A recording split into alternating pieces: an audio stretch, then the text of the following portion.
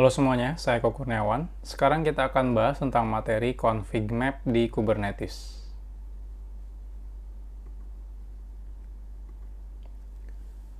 Sebelumnya kita udah belajar tentang membuat konfigurasi menggunakan environment variable. Cuma ada problemnya. Saat kita menghardcode ya, langsung menulis konfigurasi environment variable-nya di file YAML Kubernetes-nya, artinya kita harus siap-siap membuat file konfigurasi berbeda-beda untuk tiap jenis environment. Contohnya nanti kalau di kerjaan teman-teman punya beberapa environment, kayak misalnya ada development atau staging atau QA atau production, itu kan ada banyak ya. Nah, teman-teman berarti harus beda-beda, karena mungkin kan kayak konfigurasi database tiap environment kan pasti beda-beda gitu ya. Atau lokasi URL-nya pasti beda-beda dan sebagainya. Artinya nanti teman-teman harus bikin sejumlah dengan environment variabelnya, banyak environment-nya ya. Jadi kalau banyak environment-nya ada 3 atau 4, ya teman-teman nanti harus bikin file konfigurasi Kubernetes-nya ada 4 juga. Jadi kalau misalnya teman-teman ada production, ada development, ada QA, 3 berarti ya. Jadi teman-teman harus membuat filenya untuk tiap environment-nya. Jadi teman-teman harus bikin 3. Nah, problemnya adalah kalau bikin 3, kalau teman-teman ada yang sampai kelupaan, teman-teman misalnya mau nge-update penggunaan CPU dan sebagainya gitu ya. Terus teman-teman nge-update cuma development, terus teman-teman lupa gitu ya untuk nge-update konfigurasi QA dan production, maka otomatis akan berbeda tuh konfigurasinya. Atau teman-teman lupa mengupdate misalnya nilai username atau password untuk database-nya. Nah, kalau misalnya teman-teman lupa mengupdate file konfigurasi, maka salah-salah kita bisa menggunakan konfigurasi environment yang salah. Yang teman-teman harusnya setting database production, teman-teman malah pakai konfigurasi di development dinaikkan ke production. Nah, itu bahaya sekali. Nah, untungnya di Kubernetes itu ada objek yang namanya config map. Jadi Kubernetes memiliki kemampuan memisahkan konfigurasi dalam objek lain bernama config map. Sederhananya, config map itu berisikan informasi atau konfigurasi yang berisi key value. Jadi mirip kayak environment variable ya, ada key, ada value-nya. Nah, config map juga sama, ada key, ada value-nya. Nah, aplikasi kita tidak perlu membaca konfigurasi langsung ke config map, melainkan nanti Kubernetes akan mengirimkan konfigurasi yang ada di config map ke dalam environment variable di kontainernya. Jadi teman-teman bikin config map, lalu secara otomatis isi semua konfigurasi yang ada di config map itu akan diinjek langsung ke dalam environment variable di kontainernya oleh si Kubernetes. Nah, kurang lebih cara kerjanya seperti ini.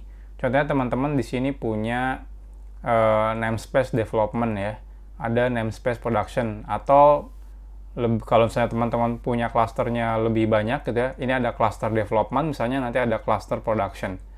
Nah, kalau teman-teman menggunakan config map, teman-teman cukup bikin satu file application YAML ya. Jadi file YAML untuk Kubernetes-nya teman-teman cuma bikin satu. Lalu teman-teman bisa definisikan config map-nya di tiap, misalnya di sini ada namespace atau tiap clusternya atau tiap environment-nya. Ini untuk development, ini untuk production, seperti itu. Nah, ketika nanti aplikasinya disubmit ke development environment, contohnya, nanti dia akan dimasukkan config map ini. Jadi config map-nya akan diinjek ke dalam si pod, lalu dimasukkan ke dalam environment variable. Begitu juga ini, di production misalnya config map-nya akan diinjek ke dalam environment variable, nanti akan di-running di dalam pod. Artinya teman-teman nggak perlu pusing lagi nge-hardcode misalnya username password untuk database di application YAML ini. Teman-teman cukup tambahkan di config map di sini untuk development, di sini untuk production. Jadi nggak akan ada istilah lagi ketukar atau kelupaan. Nah, untuk membuat config map sama seperti membuat objek Kubernetes yang lainnya, cukup menggunakan kubectl create minf YAML-nya. Selanjutnya untuk melihat config maps, teman-teman bisa get config maps, atau untuk melihat detail apa aja sih yang ada di config map itu, teman-teman bisa menggunakan describe ya. Nextnya teman-teman kalau pengen menghapus config map, simple juga, cukup menggunakan kubectl delete config map, terus nama config mapnya apa. Nah, saya udah bikin beberapa file, yang pertama template-nya, yang kedua contohnya. Template-nya teman-teman bisa buka di folder templates, di situ ada config maps.yaml. Dan example-nya, contohnya teman-teman bisa buka di folder example, lalu ada config.maps.yml. Kita sekarang buka template-nya. Di sini ada config map ya. Nah, ini. Jadi cara bikin config map itu sederhana. Jadi teman-teman cukup bikin kind-nya itu config map, lalu datanya di sini. Teman-teman tinggal masukkan datanya. Lalu di sini ada metadata, nama config map-nya. Nah, di sini terserah teman-teman masukkan mau uppercase, mau lowercase terserah ya. Cuma nanti akan diekspor menjadi environment variable. Contohnya di sini key-nya, di sini value-nya. Misal saja ya, teman-teman misalnya pakai MongoDB, username misalnya ini admin misal, terus Mongo password rahasia misal saja. Nah, seperti ini. Jadi tinggal teman-teman tambahkan aja sebanyak-banyaknya key value config untuk di config map ini. Ini saya back lagi. Nah, contohnya kita buka example config map. Di sini saya ada config map ya. Nama config map-nya adalah Node.js environment config. Lalu di sini saya ada data. Datanya itu isinya ada key-nya application, di sini my cool application, lalu ada version-nya 100. Lalu di sini saya bikin replika set seperti biasa.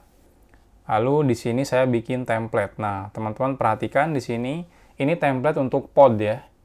Jadi di sini saya bikin dari Node.js environment. Node.js environment itu apa sih? Ini kalau teman-teman pengen lihat ada di image. Di sini ada Node.js environment. Jadi aplikasinya sederhana. Dia cuma baca dari proses titik environment, lalu ngambil environment application, lalu environment version, lalu juga dia print out semua environment yang ada di dalam kontainernya. Jadi cuma itu doang. Kita pengen lihat apakah config map itu beneran dimasukkan ke dalam environment variable, sehingga aplikasi kita bisa mengambil data environment-nya. Di sini application version, sama dengan config map di sini ya, application version. Nah, bedanya di mana? Di sini. Sebelumnya kan teman-teman pakainya environment ya, langsung di sini name-nya apa, value-nya apa, misalnya application, terus di sini xxx gitu ya. Nah, kalau misalnya ini beda, kalau pakai environment config map, teman-teman pakainya environment prom. Lalu di sini tambahkan config map reference. Lalu di sini nama config map-nya ini harus sama dengan nama config map-nya ini. Nah, dengan begitu nanti semua data di sini, key value-nya akan diekspor sebagai environment variable di dalam kontainer ini, Node.js environment. Lalu di sini saya bikin service-nya tipenya Node port ya, dan running di port 30001. Oke, sekarang kita coba langsung. kubectl, create, min app, example, di sini config map. Oke, sudah selesai. Yang pertama bikin config map-nya sukses, replika set, setelah itu services. Kita akan lihat kubectl get all selesai, cuma di sini nggak keluar config map ya. kubectl get config maps. Nah, keluar ini config maps. Kalau teman-teman pengen lihat detail config maps, cukup kubectl describe config map, tambahkan nama config map-nya. Enter. Nah, ini keluar. Di sini ada datanya, version ya, isinya ini, application, isinya ini. Oke, kita lihat kubectl get all. Ada error sepertinya.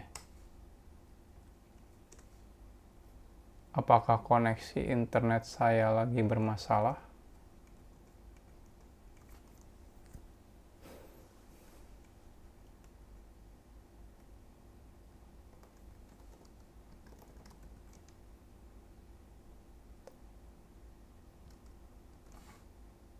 Error image pool, artinya tidak bisa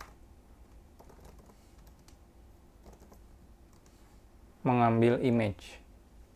Kita lihat apakah image-nya ada, harusnya sih ada ya, sudah saya push sebelumnya.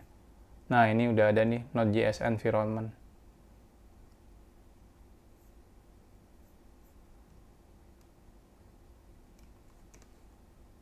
Nah, Sepertinya emang ada masalah koneksi tadi, jadi kita tunggu. Nah, ini enaknya pakai Kubernetes, kalau teman-teman error, dia akan coba restart terus. Jadi kayak tadi kan error ngambil image-nya, dia akan coba lagi nge-pull image lagi. Kalau udah sukses, baru dia running. Nah, kita lihat hasilnya. Nah, oke, running semuanya. Udah sukses ya. Sorry, ada masalah koneksi sepertinya tadi. Oke, sekarang kita buka. Masuk dulu ya, kita masuk ke ini. Salah satu aja, contohnya ke sini. Kita masuk kubectl exec min it bin sh. Nah, kita ketik environment, kita lihat di sini ada version ya yang dari config map, lalu ada juga application. Mana application?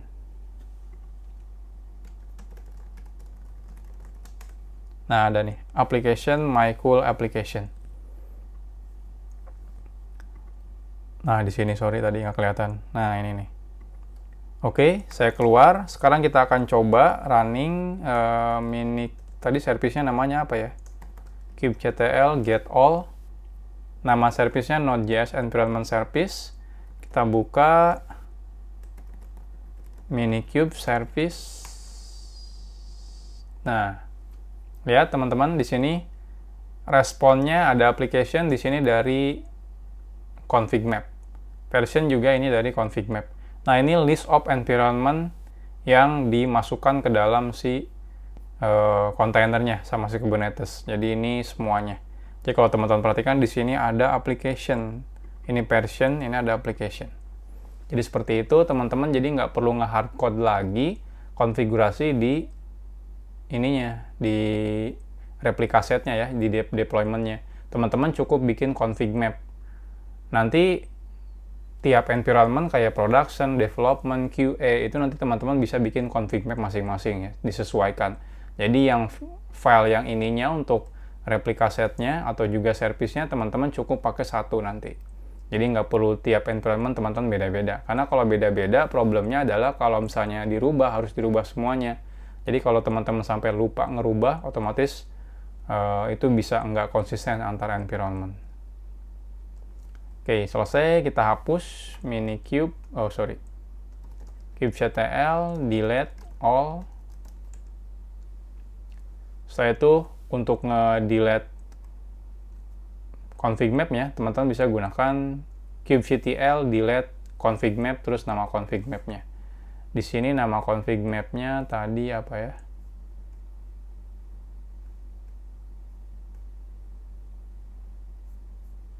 Lama sekali untuk ngedelete-nya.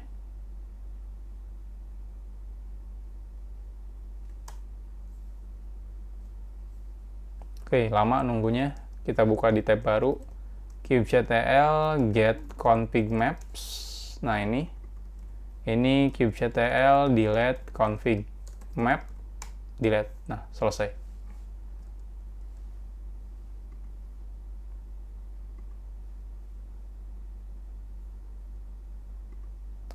Next, kita akan bahas tentang secret.